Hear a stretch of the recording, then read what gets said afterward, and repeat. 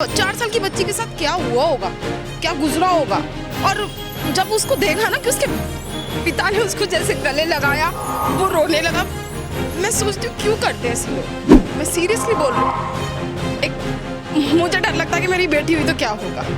मैं इसलिए सोच ही नहीं पाती कि आगे बच्चा भी जन्म। सरकार सीधा माँ बाप के हाथ में कानून दे दे कि जो बंदे के साथ आप कर सकते हो, आप जान से मारो, जो करो। ये बताएं, हिंदू मुस्लिम पे तो एकदम से बवाल उठ जाता है, बट एक के ऊपर क्यों बवाल क्यों नहीं उठ रहा। हम जैसे मामूली के ऊपर इतनी सवाल उठ जाते हैं और वो उनके ऊपर कोई सवाल नहीं। क्यों भाई, कोई गुनाह किया है क्या पैदा होके? अदालत ले जाने की अगर वो साबित हो गया है, मुझे नहीं लगता कि किसी कानून के पास मुझे जाना चाहिए अगर मेरी बेटी का रेप हुआ है। कि उस 4 साल 5 साल की बच्ची के साथ क्या गुजरा है। बस इसलिए यही रिक्वेस्ट करूंगी अपनी गवर्नमेंट से कि डायरेक्टली उस बंदे को मरवा दो। ये नहीं कि आप थाने जा रहे हैं, यहाँ जा रहे हैं, वहाँ जा रहे हैं।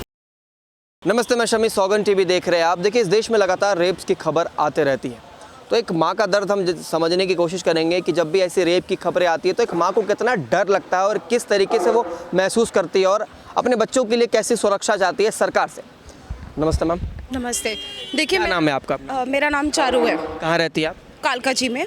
दिल्ली की निवासी? जी जी बिल्कुल। बताइए, आप क्या कह रही हैं? सर, मेरा ये कहना है, मेरे पास हालांकि बेटा है, बट मैं इस बात के लिए बेटा है बेटी के लिए वो नहीं कहूँगी। मुझे आप ये बताएं, आप डिफेंस की बात कर रहे हो या आप ट्रेनिंग की बात कर रहे हो, 5 साल की बच्ची को या 4 साल की बच्ची को क्या ट्रेनिंग देंगे? उसके साथ कितना बुरा हुआ। और मैं सोचती हूँ कि मैंने एक बच्चे को जन्म दे रखा, उसके बावजूद भी मैं इस चीज़ को फील कर रही हूँ कि वो 4 साल की बच्ची के साथ क्या हुआ होगा, क्या गुजरा होगा।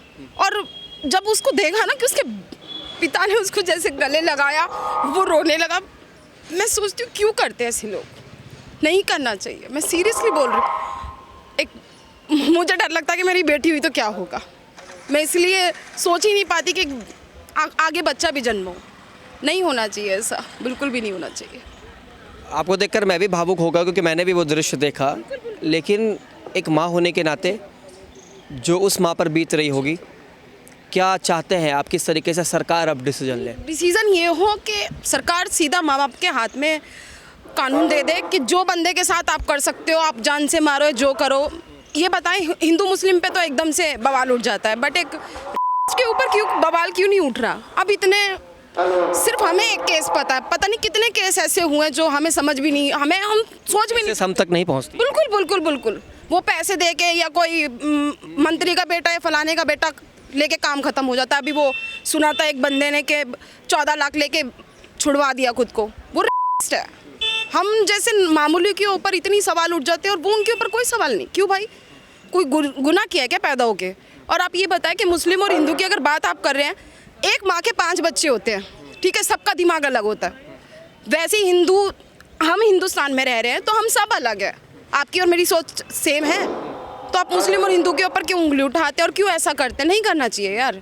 मैं आपसे सिर्फ यही कहूँगी, अगर एक मैं ये लास्ट क्वेश्चन कर रहा हूँ, एक रेप का ऐसा क्या इलाज किया जाए जिससे दोबारा ये करने की सोचे भी तो उसकी रूह कांप जाए? डायरेक्टली मार दो। माँ बाप को बंदूक दो और उसको डायरेक्टली मरवा दो। नहीं मत सोचो कि पुलिस आएगी और ये काम होगा। जितने भी लोग हैं सबको उड़ा दो। जरूरत क्या है अदालत ले जाने की अगर वो साबित हो गया है? मुझे नहीं लगता कि किसी कानून के पास मुझे जाना चाहिए अगर मेरी बेटी का रेप हुआ है तो। किसी के साथ ऐसा ना हो। मैं तो सोच के ये हो रही हूँ कि उस 4 साल 5 साल की बच्ची के साथ क्या गुजरा है।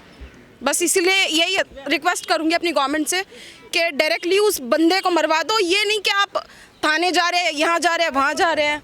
आप देख रहे हैं सौगंध टीवी, सौगंध वतन की।